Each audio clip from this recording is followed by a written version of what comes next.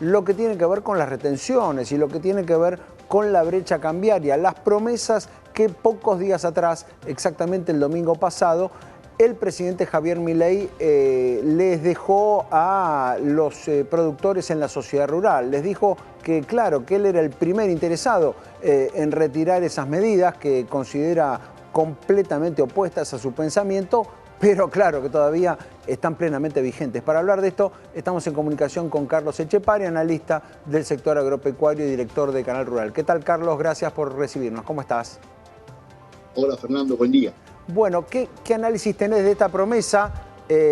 Ya no me atrevo a decir número cuál, porque ya ha ocurrido muchas veces, pero digo, de esta promesa que el presidente Milei le dejó al campo el domingo pasado. Bueno, haciendo historia corta, es la misma promesa que viene haciendo desde que era candidato. Se suponía que a esta altura ya, por lo menos, se estaba definida la fecha. Ni siquiera tenemos la fecha definida. Y eso, por supuesto, preocupa mucho a los productores porque están todavía por terminar de cerrar la campaña 23-24, pero están decidiendo la siembra de la campaña 24-25 con una expectativa de precios internacionales mucho más baja de la que tenían el año pasado. Claro. A eso sumale el fuerte incremento de los costos que se produjo sobre todo a partir de diciembre y de la devaluación que en su momento se dio, que benefició más a un incremento de los costos que al ingreso de los productores. Entonces, en ese sentido, la preocupación es muy fuerte y, como dijo alguna de las entidades del campo, probablemente los tiempos del campo no sean los mismos tiempos del gobierno, ¿no? Está claro. Ahora bien, ¿cómo impacta eso? Vamos primero a lo inmediato, ¿no? Después me gustaría hablar del vínculo de este gobierno con el campo, pero digo, en lo inmediato, todo lo que está ocurriendo es un incentivo a que tanto los productores como los exportadores se sienten arriba de los granos y esperen. Mirá, Fernando, este año en realidad los productores han venido vendiendo de manera normal. Es decir, se creó la expectativa de que se iba a vender muchísimo, Claro. Más rápido que años anteriores. No fue así, fundamentalmente, entre otras cosas, porque el productor tradicionalmente va vendiendo en la medida que lo necesita. Lo que pasó también es que más allá de que el volumen de ventas de este año, por razones también que el año pasado tuvimos la seca tan fuerte, claro, que afectó a la cosecha.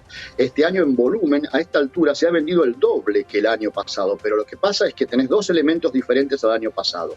Por un lado, la caída de los precios internacionales. Fíjate que desde principios de diciembre del año pasado hasta ahora, el precio internacional de la soja perdió $100, el precio del trigo perdió 50, el precio del maíz perdió 40. A eso se suma que no hay que olvidar que lo que ingresa al país por liquidación de divisas como consecuencia del blend de la exportación es el 80%. El otro 20% los exportadores lógicamente tratan de mantenerlo afuera, no lo ingresan al país porque te acordás que se liquida por el contado con liqui. Entonces, entre comillas, beneficio que dio el gobierno para mejorar el tipo de cambio de las exportaciones, en definitiva le actúa de alguna manera como una amenaza respecto a la liquidación de dólares. Lo que se liquidó hasta ahora es lo que corresponde a un año normal. Y lo que falta liquidar tiene que ver con los compromisos que tienen los productores en materia de alquileres y demás, que van a ir vendiendo en la medida que lo necesiten. ¿Están lejos de las aspiraciones que tenía el gobierno? Sí, pero nadie le prometió al gobierno. Ellos hicieron sus propios cálculos, sus propios números, en base a supuestos equivocados, sobre todo con la evolución de los precios internacionales, y pensando que los productores iban a vender todo rápidamente. Pero además de eso, sumale los mensajes contradictorios del gobierno. Porque si querés, desde principios de que asumieron, vienen anunciando que te liberan el cepo, que unifican el tipo de cambio y que van a quitar los derechos de exportación. Ahora una invitación a no liquidar, una invitación a no liquidar. Exactamente, es decir, si vos tenés la posibilidad de decir, bueno, mirá, más allá de la caída del precio internacional, el productor sabe que tiene la soja y que, bueno, que ese es su bien de cambio, como el nuestro será el salario y demás. El productor, ¿qué hace? Dice, bueno, pero me van a sacar los derechos de exportación, me van a unificar el tipo de cambio. Entonces espero. Bien, por eso ahora Carlos, allí, deberías...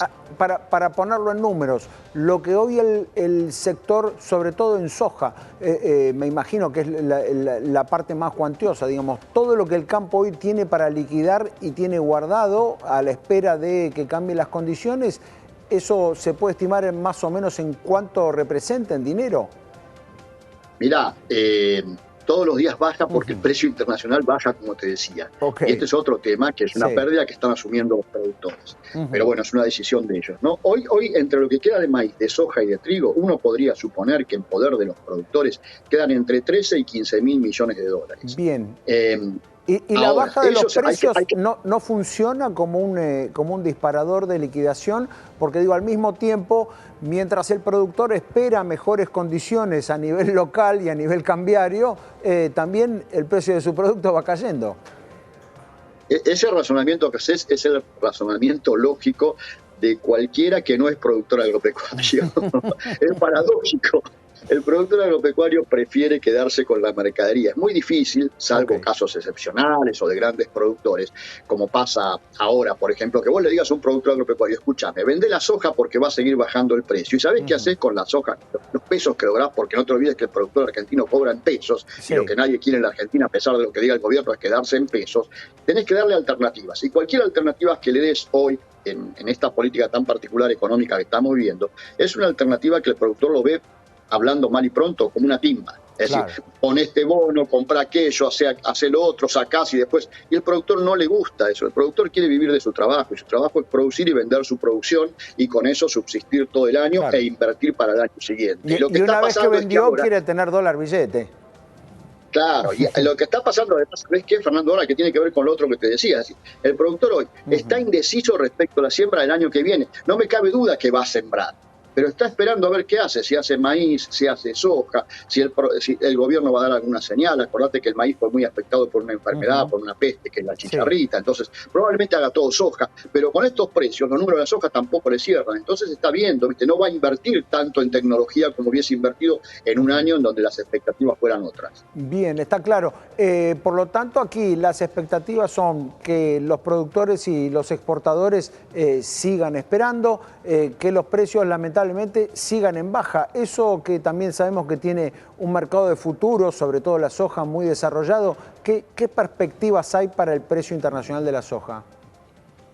Lamentablemente es de baja, porque hay una gran oferta mundial. Vos sabés que el motorizador de la soja siempre fue la demanda china. China no está pasando por su mejor momento económico. China tenemos dificultades en la relación comercial. Es complejo, pero lamentablemente a nivel mundial, salvo que pase alguna cuestión climática en Estados Unidos o Brasil, que por ahora no se vislumbra, los precios van a seguir en baja. Bien. Carlos, ¿qué estás viendo en el vínculo de el gobierno con el campo? Más allá de ese test que suele tener cada gobierno cada vez que se inaugura la exposición rural, cada vez de ese aplausómetro, que tal vez nos interesa más a los periodistas que a los propios productores, supongo, ese aplausómetro cada vez que un presidente de la nación va a ese evento. ¿Cómo está hoy el vínculo de este gobierno con el sector agropecuario? A ver, lo primero que hay que tratar de que la gente entienda, sobre todo aquellos que no pertenecen al sector, es que la sociedad rural argentina no es el campo. La sociedad rural argentina es una partecita muy chiquitita del campo argentino, en donde están representados sus socios, que son un número muy acotado de productores tradicionales, si querés. Lo segundo es que el enamoramiento entre los productores y Milei, si querés, o este gobierno, tiene que ver con el odio o la bronca hacia el gobierno anterior y en particular hacia el kirchnerismo. Si uno observa el discurso de Milei en la rural y lo ve con detenimiento, al final yo creo que está la clave de todo el discurso. Milei les dice soy yo o el cuco. Entonces eso todavía surge algún efecto en el campo, pero claro, por otro lado están los números, ¿no? Y los números no le cierran a los productores, entonces hay sectores que ya están viendo con preocupación la falta de actividad más, si querés, más visible de parte de los dirigentes, así que veremos cómo evoluciona eso a partir de que ya Milei les dijo que se olviden por este año de unificación cambiaria o por lo menos de quita de derechos de exportación. Bien, pero solo el fastidio o la revancha, si se quiere, hacia el kirchnerismo, hacia los gobiernos anteriores, solamente eso ya va a sostener al menos un vínculo razonablemente bueno con el gobierno. Yo creo que sí. Lo que habría que preguntarle muchas veces a los productores es si Milei les hubiese dicho que no iba a quitar los derechos de exportación, que no iba a unificar el mercado cambiario tal como esperaban, que iba a hubiesen aplaudido igual. Más el impuesto país, claro, si lo hubiesen votado. Probablemente en la segunda vuelta, si hubiese habido segunda vuelta, habría otros protagonistas, pero bueno, Bien. es lo que se decidió en su momento, ¿no? Bien, no quiero dejar pasar por alto algo que decís, la sociedad rural no es el campo, es una parte del campo. ¿Qué pasa con el resto? ¿Qué pasa con las otras 3 entidades que integran la mesa de enlace? ¿Cómo están viendo este proceso? Y sobre todo esos mensajes tal vez contradictorios que tiró el gobierno, que dijo que para esta altura ya no íbamos a tener cepo y ahora está explicando por qué el cepo sigue para rato. Bueno, fíjate que días antes algunas confederaciones muy importantes como Cartés, que es Córdoba y San Luis, o como Carvap, que es Buenos Aires y La Pampa, que integran CRA, y la propia CRA, ya salieron un poco a empezar a marcar, a desmarcarse del gobierno, a desmarcarse de la sociedad rural y a marcarle la cancha al gobierno, diciendo lo que te decía antes, los tiempos del campo no son los tiempos del gobierno. Y por otro lado, no te olvides que si uno observa lo que ha venido pasando en los últimos años en la exposición de Palermo, normalmente la inauguración formal de la exposición la hacían las 4 entidades como muestra de apoyo y unidad de todos los productores. Este año no ocurrió eso, prácticamente no se los vio a los dirigentes de la mesa de enlace, si bien estuvieron en el acto, automáticamente tuvieron un protagonismo mucho menor que otros años. Evidentemente hay, por un lado, una digamos, discusión dentro de la mesa de enlace, pero por otro lado está viendo lo que te decía antes. Los productores están presionando para decir, muchachos, esto no es lo que nos prometieron, esto no es lo que votamos, y nosotros, por otro lado, más que allá de que queremos apoyar, los números no nos dan. Muy bien, Carlos, muchísimas gracias por este contacto, muy claro el análisis. Hasta cualquier momento. Un abrazo grande, Fernando. Carlos Echepare allí con lo que viene ocurriendo con el sector agropecuario, en particular con el tema de la liquidación de divisas. Un escenario bien claro, ni el productor ni el exportador tienen incentivos para acelerar esa liquidación de divisas, entre otras cosas por las promesas que le hizo el propio gobierno, es decir, porque el gobierno ya dijo que para esta altura del año las cosas iban a ser distintas.